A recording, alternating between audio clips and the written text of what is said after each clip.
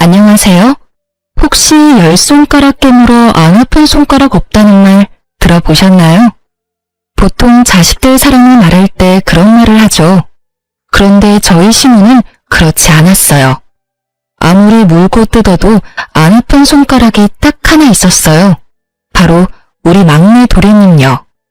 남편과 나이 차가 있는 막내 도련님은 시모의 사랑을 듬뿍 받아 아주 생각 없는 아나무인의 갯사가지 같은 사람으로 자랐어요. 그리고 본인이랑 똑 닮은 여자랑 결혼했죠. 그게 바로 제 동서예요. 그리고 이 세 사람이 저의 사연글의 주인공이 되는 건 당연한 일이기도 하죠. 저와 남편은 이 세 사람에게 무척 많이 시달렸거든요. 제 남편은 속이 깊은 사람이었어요. 연애 초반에는 참 지루하고 무슨 생각을 하는지 모르는 남자다 싶었는데 점점 사람을 알고 나니 속이 깊고 진중한 사람이더군요. 그리고 절대 경거망동하는 사람도 아니었고요. 남편과 결혼을 결심한 건 시부의 영향도 있었어요. 처음 시부모님이 될 분들과 마주했을 때 시부가 제게 엄청 잘해줬어요. 상냥하고 친절한 성품에 넉넉한 인심까지. 정말 남편도 남편이었지만 시부의 모습에 이 집에 시집가면 크게 고생할 일은 없겠다고 생각했죠. 그렇지만 세상의 모든 게 제 뜻대로는 되는 건 아니더라고요. 시부가 괜찮은 만큼 시모가 굉장히 까다로운 사람이었어요. 시부가 왜 시모와 결혼을 했는지 의아할 정도로 두 분은 정반대의 사람이었어요. 옛날 일이니 중매나 선보고 결혼했을 수도 있겠지만 아무리 봐도 시모는 성격이 급하고 사람을 험하게 다루는 면이 있었거든요. 게다가 아까도 이야기했듯이 막내 도련님에게 유독 약해서 매번 그 도련님에게만 돈을 퍼다 주는 거예요. 차라리 남편과 도련님이 친형제가 아니었다면 이해가 갈 만큼 맞이인 남편과 막내 도련님의 차원은 명백하게 달랐어요. 그렇다고 막내 도련님이 애교 있는 성품이라는 건 아니었어요. 그랬다면 귀엽기라도 했겠지만 이건 뭐 소황제처럼 오냐오냐 사랑받고 자란 티가 너무 심하게 나는 싸가지 없는 놈이었거든요. 그리고 남편과 막내 도련님의 차별만큼 막내 도련님이 결혼하여 생긴 제 동서와 제 사이에도 그 차별이 그대로 적용됐죠. 막내 도련님은 자기랑 비슷한 사람이랑 결혼을 했더라고요. 그걸 처음으로 알게 된 건 두 사람의 결혼식 때였어요. 시모는 저와 남편 결혼식에는 아무런 선물도 해주지 않았어요. 그런데 막내 도련님과 동서의 결혼식에는 선물을 아주 크게 해주셨더라고요. 두 사람이 살 집도 지원해주고 동서에게 10돈이나 되는 금부치도 선물로 주셨죠. 그때는 정말 서운한 마음이 들었어요. 저와 남편이 결혼했을 때는 너희가 알아서 마련하라는 이야기를 들었거든요. 선물을 바라는 것도 아니고 당시에는 그게 당연한 일이라는 생각을 했는데 막내 도련님의 결혼식을 보면서 뭔가 억울한 기분이 드는 건 어쩔 수 없는 일이었죠. 비교가 되니까요. 금부치에 대한 욕심보다는 그게 시부모의 애정과 관심이라는 생각이 드니까 더 비교되어서 우울했던 것 같아요. 그렇지만 형님 된 제가 동서에게 그런 마음을 가지면 안 될 것 같아 열심히 제 마음을 추스렀지만 생각보다 그게 쉽지 않더라고요. 동서는 아주 대단한 사람이었거든요. 시모를 어떻게 구워 샀는지는 모르겠지만 매번 시모에게서 돈을 받아가는 솜씨가 대단했어요. 게다가 매번 힘든 일은 빠지는데도 시모는 그런 동서 탓을 하거나 혼낸 적이 전혀 없었어요. 특히 명절이나 김장철에는 절대로 일찍 온 적이 없었어요. 일이 다 끝나고 오는데도 시모는 여전히 동서에 대한 애정뿐이었죠. 한 번은 제가 시모에게 말했어요. 어머님, 동서가 항상 늦는 것 같은데 이번에는 시간을 좀 늦추는 게 어떨까요? 시간을 왜 늦춰? 걔야 일이 있으니 늦는 거겠지. 너 혼자 일하는 게 지금 힘들다고 내 탓하는 거니? 내가 젊었을 때는 이런 건 일도 아니었어. 그러니까 앓는 소리 그만하고 손이나 빨리 움직여. 제가 혼자여서 힘들다기보다 동서가 이 일에 익숙해지지 못해서 실수를 할까봐 그러죠. 여러 번 해봐야 손에 익기도 하고 실수도 없을 텐데. 지금 남 실수 신경 쓸 때니? 너야말로 열심히 좀 해. 넌 매번 하는데도 실수하고 모른다고 하지 않니? 바쁜 사람 괜히 신경 쓰이게 하지 말고 어서 움직여 어서. 매번 제 이야기는 묵살당하기 일쑤였죠. 그게 너무 억울했어요. 그렇게 답답한 마음을 안고 지내던 어느 명절 전날, 저는 시부 혼자만 있는 시댁에서 열심히 요리 준비에 여념이 없었어요. 설날 차례상을 준비하고 손님 대접 음식까지 하려면 손발이 모자랐어요. 시모는 아침부터 나가고 없었어요. 몇 번째인지 모를 명절 전날 아침 출타였어요. 시모는 제가 명절 준비를 하러 오면 본인은 집을 나갔어요. 잠깐 외출한다고 하고요. 그러고는 연락두절이 되었다가 저녁에나 집에 돌아왔죠. 저에게 모든 일을 시키려는 일이라는 걸 알게 된 건 그게 3번째쯤 되었을 때였어요. 몰래 한숨을 쉬며 일을 하는데 전화기가 계속 울리더군요. 바빠서 받지 않으려다가 쉬지도 않고 울리는 전화를 보니 친정엄마였어요. 집에 무슨 일이 있나 싶어 전화를 받았는데 생각보다 급한 목소리의 엄마가 말하더군요. 예, 너희 아버지 지금 구급차 실려갔어. 지금 나뿐인데 너무 무서워 딸. 병원에 와주면 안 되니? 어머니의 목소리는 거의 공포에 질려 있었고 저도 당황했어요. 황급히 시계를 보니 오빠네가 올 시간은 절대 아니었죠. 알았어. 어느 병원인지 문자 보내놔. 지금 당장 갈게. 저는 앞치마를 벗으며 황급히 부엌 밖으로 나왔어요. 시부가 베란다에서 화초에 물을 주고 계시길래 말했어요. 아버님, 정말 죄송한데 지금 친정아버지가 쓰러지셔서 병원에 계시다고 하셔서요. 당장 나가봐야 할 것 같은데 괜찮을까요? 시부가 깜짝 놀라더니 말하더군요. 많이 안 좋다고 하던가? 응급실 실려갔는데 뇌출혈인 것 같다고 하셔서. 저는 두려움으로 두근거리는 심장을 부여잡고 시부에게 말했어요. 시부는 제게 걱정 말라며 등을 토닥거려 주더니 말하더군요. 병원이 어디야? 아침에 택시 잡기도 힘들 테니 내가 데려다 주마. 저는 그렇게 시부의 차를 타고 병원으로 갔어요. 그리고 가는 길에 동서에게 전화를 했죠. 동서, 나야. 혹시 오늘 좀 일찍 올 수 있어? 친정 아버지가 쓰러지셔서 병원에 입원해 계시는데 지금 가봐야 하거든. 그런데 지금 시댁에 어머님도 안 계셔서 동서가 좀 봐줘야 할 것 같은데. 제가 그렇게 말하자 수화기 너머로 한숨을 쉬는 소리가 들리더니 동서가 말하더군요. 네, 알았어요. 제가 가서 볼게요. 고마워 동서. 시댁 현관문 도어락 비밀번호는 알지? 내가 장은 다 봐놨고 밑준비하다가 나왔으니까 그렇게 양이 많지는 않을 거야. 오늘만 좀 부탁해.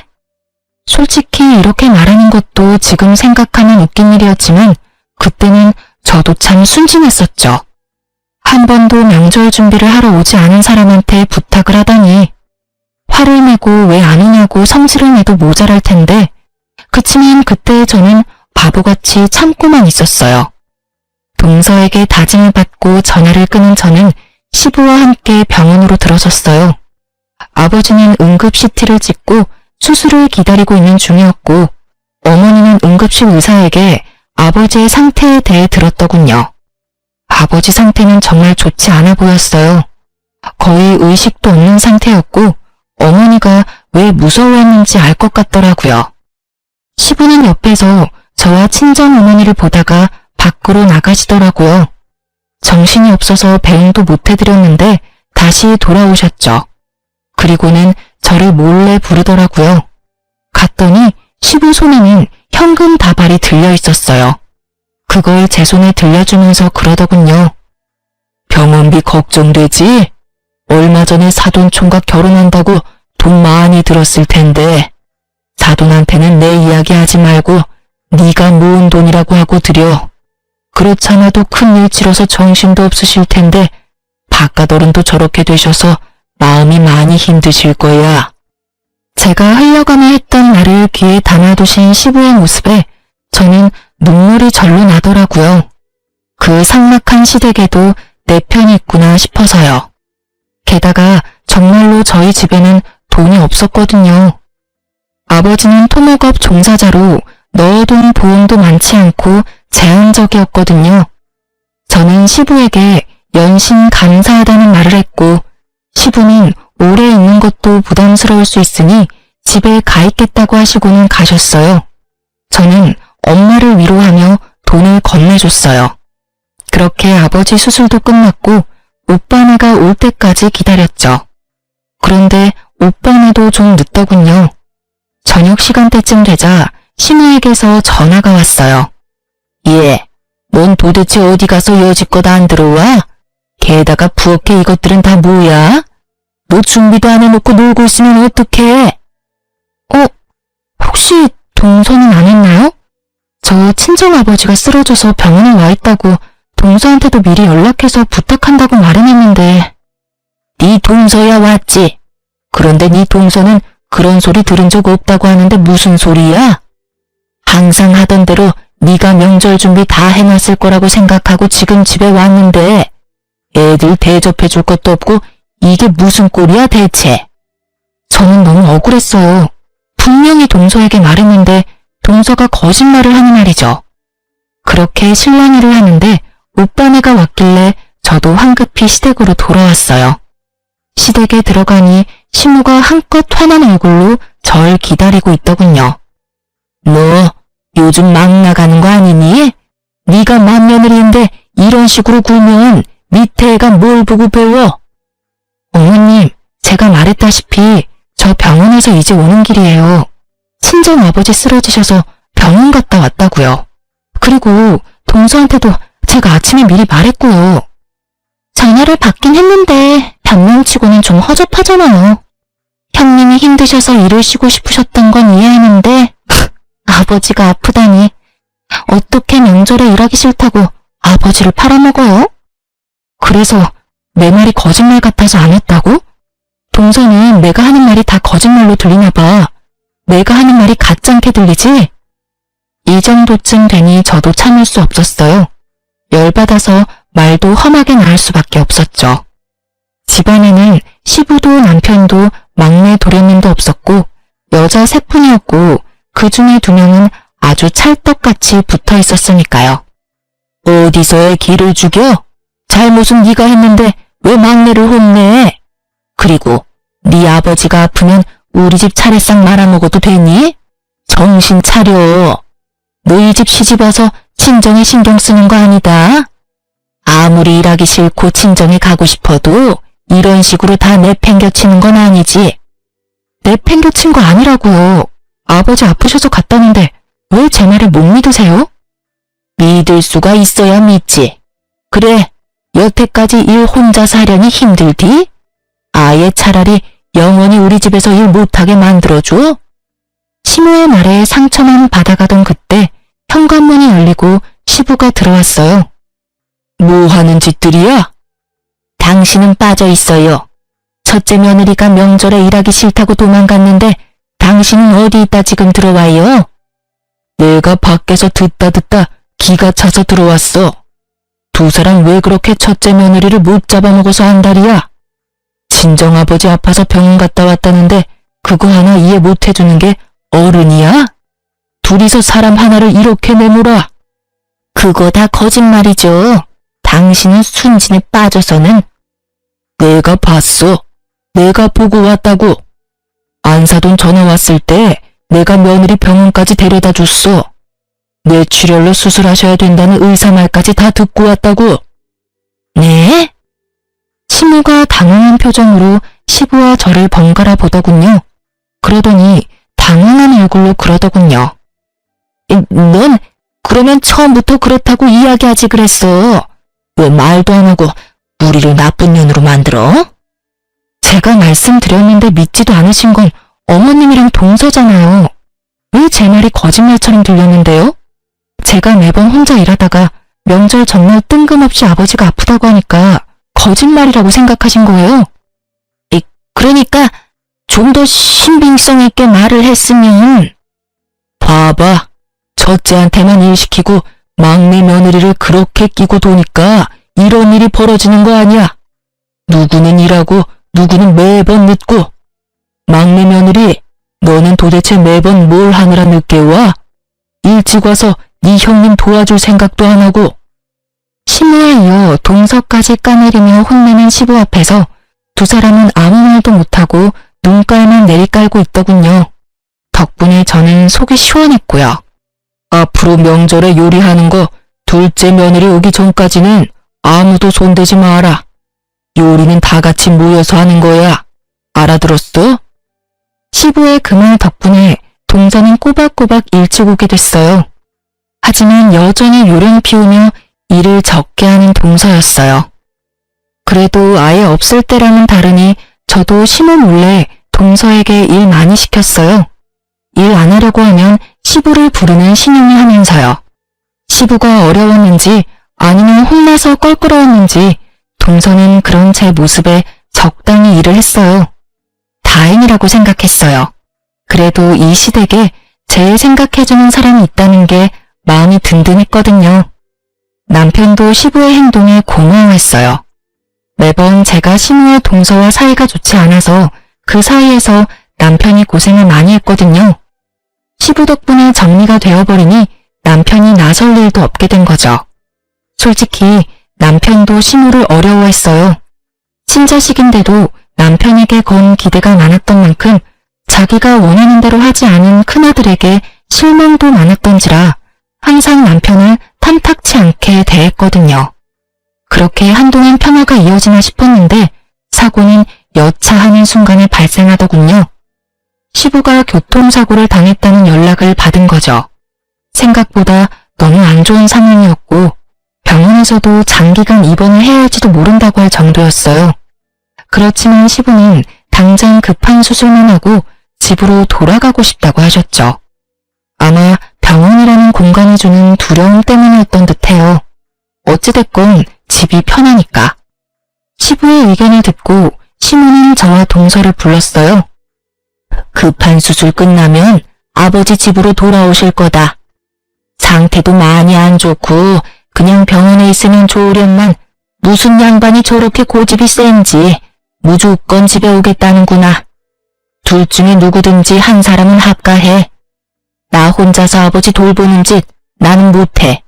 내 나이가 젊은 것도 아니고 다 늙어 빠져서 지금 남편 수발 들어야겠니? 며느리가 둘이나 있으니 둘 중에 누구라도 들어와라. 시모 말에 동서가 제 얼굴을 슬쩍 쳐다보더군요. 형님이 아무래도 아버님이랑 많이 친하시고 시댁에도 많이 익숙하시니까 형님이 합가하는 게 낫지 않을까요? 자신이 하고 싶지 않다는 말은 절대 하지 않고 저만 들먹이는 동서를 보며 제가 시모에게 말했어요. 저희가 합가할게요. 제 말에 동서가 옆에서 박수를 치며 한껏 좋아하더군요. 역시 형님이세요.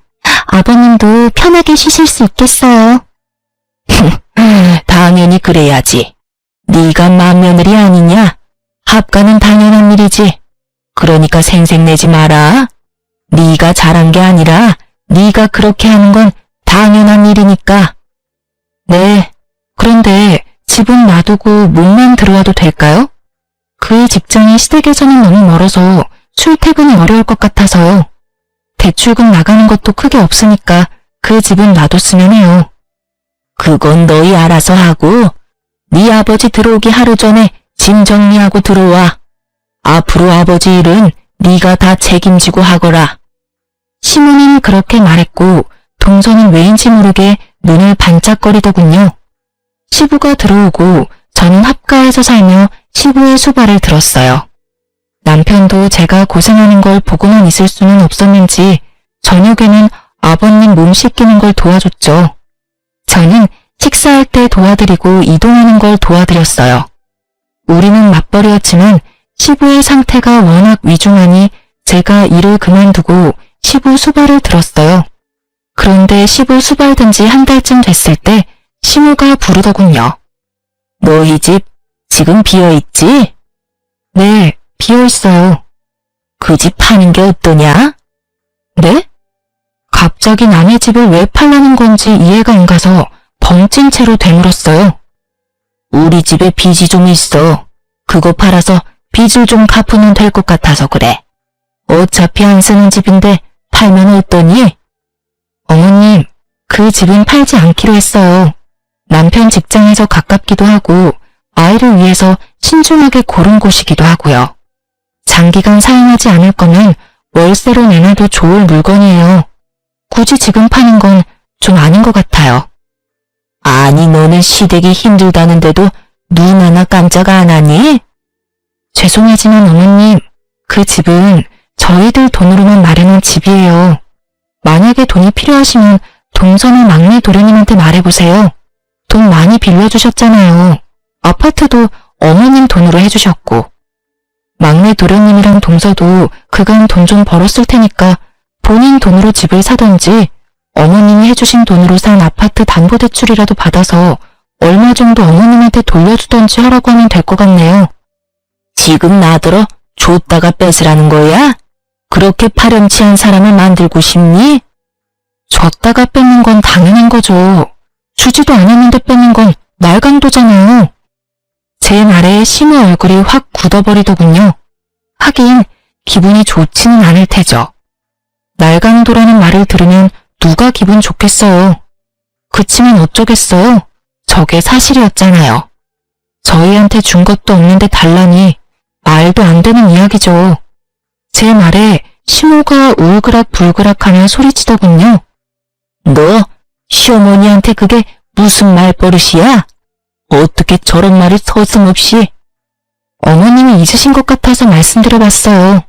솔직히 동서랑 막내 도련님한테 다 퍼주실 때는 좀 억울한 기분이 들기도 했는데 지금을 보니 지원받지 않았던 게 다행이라는 생각이 들어요.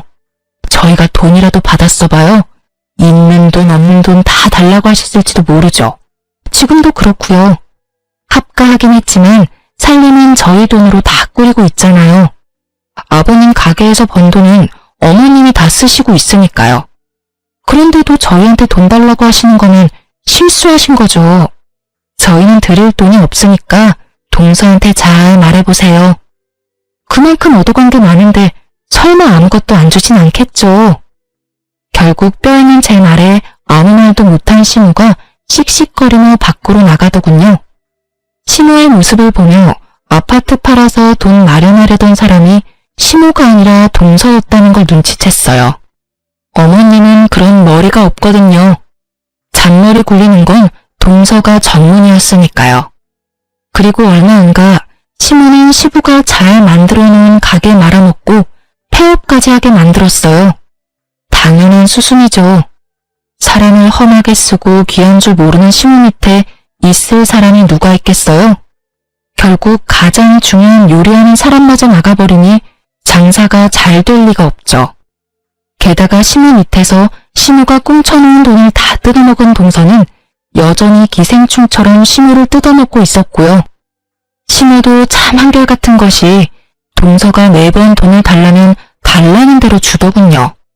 저야 이제는 상관없는 일이라 신경도 쓰지 않았지만요. 그 즈음에는 시부도 장사가 망한 걸 알고는 삶의 의지를 잃은 건지 그냥 몸이 좋지 않았던 건지 합병증으로 사망하게 됐어요. 저는 그때까지도 시부의 수발을 지극정성으로 들었어요. 제가 힘들 때 도와준 사람에게 이 정도 도움을 드리는 건 아무것도 아니라고 생각했고 그게 인간의 도리라고 생각했으니까요. 그리고 장례를 다 치르고 시댁에 돌아와서 시댁 식구들이 있는 곳에서 말했어요. 아버님이 돌아가셔서 저희 식구는 이제 합가의 의미가 없다고 생각해요. 저희는 이제 원래 저희가 있던 집으로 돌아가겠으니 앞으로는 동서가 어머님에서 합가해서 지내. 여태껏 내가 아버님 수발 들었는데 이제는 동서가 좀 해야지. 그리고 어머님도 나보다는 동서를 더 좋아하시니 동서가 합가해서 어머님 모시는 게 맞는 것 같아. 형님, 그건 아니죠. 그때는 아버님이 아프셔서 형님이 일시적으로 합가하신 거고 아버님이 돌아가셨으니 합가는 이제 없는 일인 거잖아요. 굳이 저희가 합가를 할 필요가 없는 것 같은데? 동서, 아버님 이제 막 돌아가셨어. 어머님 기분이 어떠시겠어? 이 집에 마음 맞는 사람이라도 있어야 어머님이 마음이라도 편하게 있으실 수 있잖아. 동선이 왜 그렇게 생각이 없어? 나조차고 이래? 어머님 혼자 남으셨는데 남은 가족들이 신경 써야 할 거 아니야. 그리고 여태껏 동서가 어머님한테 받은 게 얼만데 이 정도도 못해? 여태껏 받은 거 돌려드린다 생각하고 잘 모셔. 그리고 어머님한테 받은 돈으로 마련한 집은 팔고 들어오는 거 잊지 마. 제 말에 시모는 환하게 웃으며 반겼고 동서는 완전 죽상을 하더군요. 물론 시모 앞에서는 그런 표정 짓지는 않더라고요.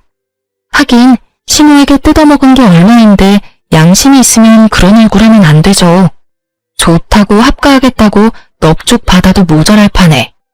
그렇지만 동서의 그 모습을 보니 저도 입가에 웃음이 저절로 떠오르더라고요. 앞으로 고생하게 될 동서의 미래가 머리에 자연스럽게 그려졌으니까요. 결국 동서는 시모의 압박으로 집을 팔고 시댁으로 들어오게 됐어요. 그리고 집 판 돈은 시모에게 흘러 들어갔죠. 시부의 장사가 망해서 폐업했다고 했잖아요. 그것 때문에 빚진 게 좀 있었거든요. 결국 그 빚 갚는 데 돈이 다 들어가는 바람에 아무것도 없이 시댁으로 들어온 거죠. 저희는 시모와 연락을 끊게 됐어요. 자연스레 그렇게 된 것 같아요. 그쪽도 저희한테 관심이 없었고 시부가 없는 시댁은 저희가 관심이 없었죠. 시부의 재산은 시모에게 넘어갔어요. 시부 명의의 집과 가게였죠. 저희는 그런 거 관심 없었어요. 우리 힘으로 만든 집이 있었으니까요. 그리고 시부의 수발을 들던 중에 시부에게 한 가지 언지를 받은 게 있었어요. 시부가 돌아가시기 전에 저한테 그랬어요. 며느라가 내가 내 욕심에 병수발시킨 것 같아 미안하다. 아버님, 제가 하고 싶어서 하는 거예요. 저희 집 힘들 때 도와주신 것도 아버님이시잖아요. 저는 아버님에게 어떻게든 도움이 되고 싶어서 합가하기로 한 거예요. 그러니까 그런 말씀 마세요. 그래, 내가 보니 네 시어머니가 장사를 다 말아먹고 있더구나. 10년 넘게 같이 일하던 직원도 잘라버리고 내가 죽고 나면 이 집에 제대로 남아있을 재산이 없어. 재산 없으면 뭐 어때요? 집만 있으면 어떻게든 사라져요. 자식도 둘이나 있으니 용돈도 필요한 정도는 드릴 수 있고요. 너희 시어머니 걱정하는 건 아니다. 그 사람은 그런 걱정 안 해도 악착같이 살 사람이거든. 내가 걱정하는 건 첫째랑 너다. 여태껏 해준 것도 없이 마음고생만 시키고 결국에는 병수발까지 시키니. 그러니까 내가 물려놓던 생명보험 며느리 네 이름으로 바꿔놓을 테니까 그거 수령해서 손주 키워가며 잘 살아라. 막내는 이미 많이 가져갔어. 없어도 잘 살겠지. 시부에게 유언처럼 그 말을 들을 때 어찌나 마음이 아팠는지 몰라요. 그래서 저는 시부의 사망보험금을 여전히 손도 못 대고 있었어요. 수령은 했지만 쓰기가 미안하고 아까운 기분이 들어서요. 시모의 동서는 모르는 돈을 받았으니 시모가 시부 유산을 나눠주던 안 나눠주던 상관하지 않았어요. 그렇지만 시댁에서는 난리가 났더라고요. 시부의 재산이 얼마 안 된다는 걸 알게 된 동서가 본성을 드러내기 시작했거든요. 시모 곁에 붙어서 입안에 혀처럼 굴며 단물 쓴물 다 빼먹던 동서가 이제는 시모가 아무것도 없다는 걸 알고 홍대하기 시작한 거예요. 저와 연락 한 번 없던 시모가 처음에 전화 왔을 때 두 사람이 어지간히도 틀어졌구나 짐작할 수 있었어요. 예, 내 말 좀 들어보렴. 내가 얼마 전에 수영교실을 가기로 했거든. 그런데 준비물이 생각보다 많더라고. 게다가 나이도 늙은 사람이 싼 거 걸치고 가면 사람들이 얼마나 욕하겠니? 그래서 수영복이랑 수영장에 갈 준비물 산다고 돈 좀 달랬더니 세상에 문화센터에 네 동서가 전화해서 취소해버린 거 있지? 뭐 저런 애가 다 있는지 모르겠어. 게다가 아침 저녁으로 식사도 안 하고 음식도 맛없고 청소도 안 해서 뭐라 했더니 어머님이 집에서 쉬고 계시니까 어머님이 좀 하세요. 라고 하더라니까. 이 정도면 사람이 바뀐 거 아니니? 어떻게 나를 감쪽같이 속일 수가 있어? 동서가 좀 너무하네요. 어머님이 동서한테 얼마나 잘해주셨는데 가방도 사주고 집안일도 안 할 수 있도록 빼주고 집도 사줬는데 말이죠. 혹시 돈 빌려주실 때 차용증 받은 건 없으시죠? 그거라도 있으면 어떻게든 되지 않을까 싶은데 그래도 가족끼리 그런 걸로 이야기하는 것도 좀 그렇긴 하죠. 제 말을 듣던 시모가 갑자기 조용히 뭔가 생각하는 것 같더니 급하게 전화를 끊더군요. 그래도 급하다고 저한테 네가 대신 자기를 돌보라는 말은 안 하더군요. 하긴 한번 해보니 저와 시모가 얼마나 맞지 않는지 알게 됐으니까요. 그리고 그 뒤에 남편을 통해서 알게 됐어요. 시댁에서 시모와 동서가 돈 때문에 난리 났었다고 하더라고요. 돈 없다고 시모 홀대하던 동서가 결국 시모가 드리는 차용증에 먼저 나가 떨어진 거죠. 동서는 시모가 차용증을 가지고 있다는 걸 몰랐더라고요. 모를 수밖에요.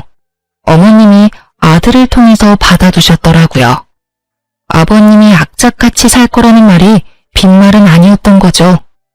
동서가 시모에게 원룸 하나 얻어줄 테니 따로 살자는 말을 했을 때 시모가 차용증을 들이밀면서 그 돈 다 갚으면 나가준다고 했다더군요. 처음 보는 차용증과 자기를 부양하라며 악쓰는 시모 모습에 동서도 진절머리가 난 모양이더라고요. 그렇지만 이 상황도 웃기긴 마찬가지잖아요. 엄연히 동서가 살고 있는 집은 시모 소유이고 얹혀 사는 사람은 동서네인데도 마치 자기가 주인인 척 진짜 주인을 쫓아내려고 하다니 동서도 여간매기는 아닌 거죠. 게다가 두 사람의 다툼에서 동서도 지지는 않더군요. 시모가 차용증으로 협박하는 협박을 하자 동서도 시모 협박에서 벗어나고 싶었던 모양이에요. 그래서 하면 안 될 방법을 생각해낸 거였죠. 시모가 가진 집을 팔아버리려 했다더군요. 당연히 그렇게 되지는 못했고요. 그리고 그걸 알게 된 시모는 시모가 가진 집을 담보로 대출을 한껏 받았더라고요. 동서가 나쁜 짓을 꾸며도 절대 손해는 보지 않으려고요. 참 대단한 고부간이죠. 어쩜 이렇게 하는 짓들이 똑같은지. 결국 마지막은 시모의 가출이었죠. 시모가 동서에게 져서 나온 게 아니라 시모가 동서에게 준 것을 모두 빼돌려서 나온 거더라고요. 그렇게 가출해서 방문한 곳이 저희 집이었어요. 시모가 처음에 찾아왔을 때 저와 남편은 절대로 시모를 받지 말자고 미리 이야기를 나눈 상태였어요. 남편도 남편대로 시모에게 실망한 것이 컸고 저는 저대로 시모에게 당한 세월 때문에 용서가 되지 않았죠. 시모는 대뜸 오자마자 그러더군요. 예, 너희 집이 많이 좁네. 나까지 같이 살려면 좀 더 큰 집으로 이사 가야겠다. 너희 그 정도는 되지? 이 집도 대출 없이 샀잖니? 어머니, 저희는 다른 데로 이사 갈 생각 없어요. 그리고 어머니는 지금 집이 있으시잖아요. 막내가 모시고 있는데 여기는 왜 오신 거예요? 남편 말에는 가시가 있었어요. 그 말에 시모가 쌍심지를 켜고는 눈을 부라리며 남편에게 소리치더군요. 넌 내 아들이야. 내가 내 아들 집에 오는 게 무슨 잘못이니? 그러면 넌 이 엄마를 모시기 싫다는 거야? 네, 저는 이미 어머니가 제 처하고 저를 동생네와 차별할 때부터 그렇게 생각하고 있었어요. 그래서 분가할 때 동생을 어머니한테 붙여줬잖아요. 그때 좋아하셨던 것도 어머니셨죠? 이제 저희는 더 이상 다른 볼 일 없다고 생각하는데요. 볼 일이 왜 없어? 엄마가 부르면 와야 하는 게 자식된 도리지. 네가 싫다고 해서 네가 나를 부양해야 할 의무에서 자유로워지는 거 아니야. 너희들은 나를 부양해야 할 의무가 있다고. 어머니, 저희는 이미 아버지 병수발까지 들어가며 부양했어요. 나머지는 동생이 할 일이죠. 그리고 솔직하게 말해볼까요? 아버지가 남긴 유산, 저희 몫은 아무것도 없었잖아요. 어머님이 쥐고 안 놓아주셨으니까요. 그래서 저희도 어머니하고 할 말 없어요. 남편은 시모에게 냉정하게 말했어요. 말투가 냉정했을 뿐 하는 말은 모두 사실이었죠. 그렇지만 시몬은 그게 마음에 들지 않았던 모양이더라고요. 그래서 너희가 받은 거 없다고 지금 나한테 이러는 거니? 네, 그러니까 저희한테 부양하라마라 말하지 마세요. 그게 그렇게 마음에 걸렸으면 말을 하지 그랬어. 내가 지금이라도 한몫 떼주마. 원하는 금액이 얼마야? 내가 그냥 나온 줄 아니? 나도 돈 가지고 나왔어. 정말 자식이라고 둘 있는 것들이 돈만 밝혀서는? 저희는 돈 필요 없어요. 아버지가 남겨준 보험금 있으니까요. 그거 가지고 쓰면 되니까 어머니까지 저희한테 돈 쓸 생각하지 마시고 그걸로 막내나 잘 구슬려 보세요. 남편이 그렇게 말하고는 열이 받는지 자리를 떴어요. 시몬은 남편 뒤를 쫓으며 황급히 물었죠. 야, 보험금? 무슨 보험금인데? 나는 그런 거 못 들었어. 너희 나 속이고 돈 가져갔어? 시모가 난리 치길래 저도 결국 시모에게 말했어요. 아버님이 돌아가시기 전에 제 앞으로 수령인 바꿔주셨어요. 그래서 어머님이 몰랐을 수도 있어요. 그 돈에 대한 권리는 저한테 있어요. 그래서 어머님이 저희한테 아버지 재산 나눠주지 않아도 별말 안 했고요. 그런 게 어딨어? 남편이 사망했으면 보험금은 아내가 갖는 게 당연한 거 아니니? 설마 너희 수령인 조작한 거 아니야? 시몬은 자기 생각대로 열심히 소설을 쓰고 있었어요. 그래서 제가 말해드렸죠. 아버님이 직접 저를 데리고 보험사 가서 바꾼 거예요. 어머님이 아버님 병원진료 데리고 가셨으면 수령인이 바뀔 일도 없었겠지만 어머님은 저한테 아버님 일 다 맡기셨잖아요. 못 믿겠으면 보험회사에 직접 연락해보시던가요. 시몬은 어느 보험회사인지 알아내서는 집을 나갔어요. 어디로 가는가 싶었더니 집 나왔던 동선으로 다시 돌아갔더군요. 사망보험금 앞에 다시 뭉치기로 결정한 모양이었어요. 참 한결같고 참 똑같은 고부였어요. 결국 동선에도 시부가 남긴 보험금에 대해 알게 됐죠. 그리고 두 사람은 번갈아가며 저희 집에 찾아와 저희에게 돈 내놓으라며 난리를 피우더군요. 남편은 평일에는 항상 늦게 오는지라 이 사람들을 만날 수 없었으니 결국 이들을 상대하는 건 저였어요. 그리고 저는 더 이상 참지 않았어요. 돈 내놔. 네가 뭔데 우리 남편 보험금을 가져가? 그 보험금 내 거라고. 그래요. 형님이 무슨 수로 아버님 깨어내서 보험 수령인 바꿨는지는 모르겠지만 저희는 그거 용납 못한다고요. 용납을 못하면 뭐 어쩔 건데? 수령인이 전화로 바꾼 것도 아니고 아버님이 직접 가서 본인 의지로 말해서 바꾼 거야. 그건 보험회사에서도 확인 가능한 건데 혹시 전화 안 해본 거야? 아, 몰라요. 암튼 왜 아버님 보험금을 형님이 다 가져가냐고요. 아버님 남은 재산을 다 가져간 건 어머님이랑 동서지 내가 뭘 가져갔어? 내가 가져간 것보다 더 많은 걸 동서가 가져갔을걸? 보험금을 나눠 갖고 싶으면 아버지 재산도 나눠 가졌어야지. 왜 줘야 할 건 안 주고 정당하게 받은 내 것을 빼앗으려 들어? 하긴 그 나물에 그 밥이라고. 어머님하고 똑같이 동서도 낡은 돈에 칼만 안 들었지 아주 협박하는 수준이 대단하네. 뭐라고요? 말 다 했어요? 그리고 재산 나눌 것도 없었어. 빚만 가득해서 쥐뿔도 없었는데 무슨?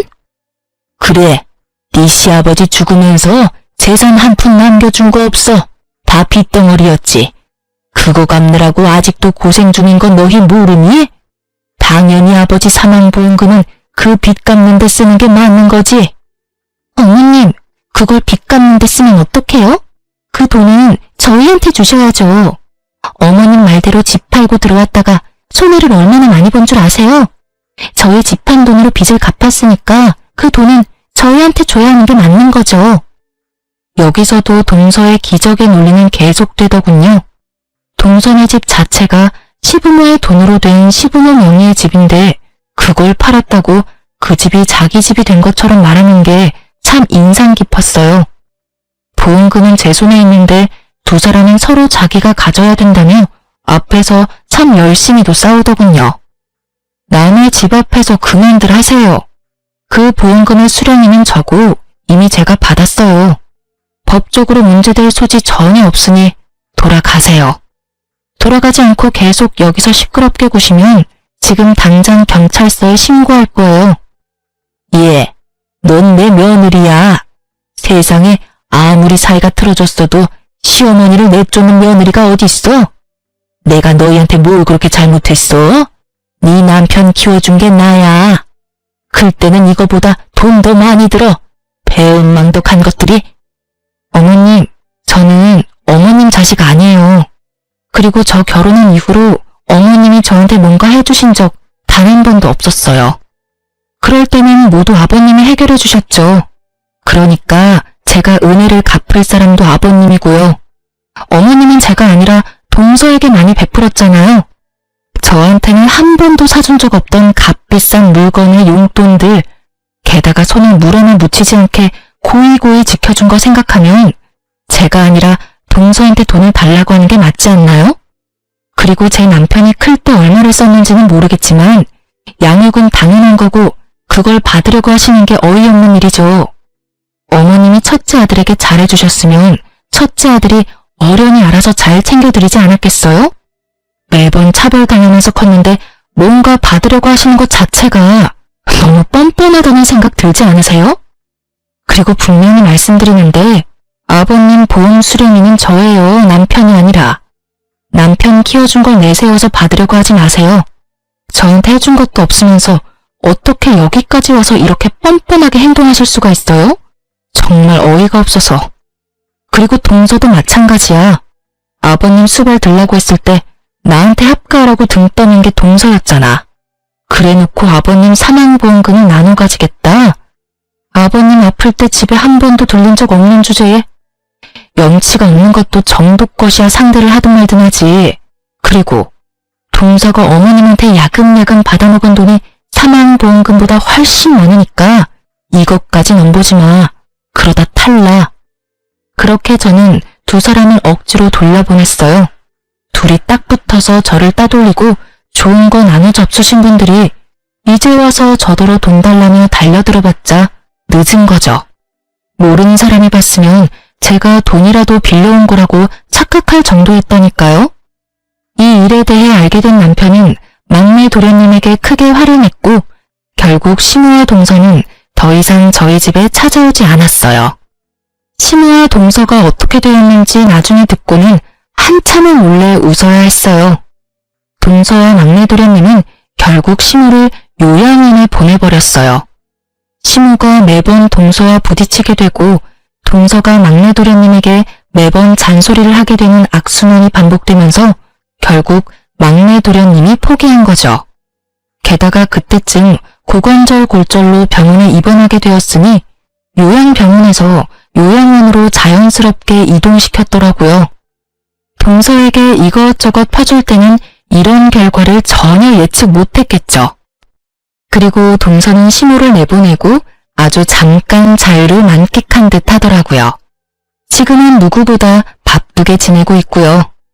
동서와 막내 도련님이 자기를 요양원에 집어넣을 거라고 예상한 시모가 막내 도련님 카드로 돈을 한껏 빌렸더라고요. 그뿐이면 다행이죠. 저번에 시모가 저희 집에 왔을 때 시댁집을 담보로 대출까지 받아왔었잖아요. 시모가 그 돈들을 아무도 모르는 자기 통장에 다 넣어두고 내주질 않았더라고요. 그 탓에 동서와 막내 도련님은 어거지로 자신들의 앞으로 된 대출금을 갚느라 개고생 중이더라고요. 시모 명의의 집 대출금은 엄밀히 따지면 동서네가 빌린 대출은 아니지만 동서네가 그 전에 살던 집을 팔고 시댁에 들어왔으니 나가면 딱히 갈 곳이 없잖아요. 그래서 지금 있는 집이라도 지키려면 억지로 그 돈을 다 갚아야 되는 거였죠.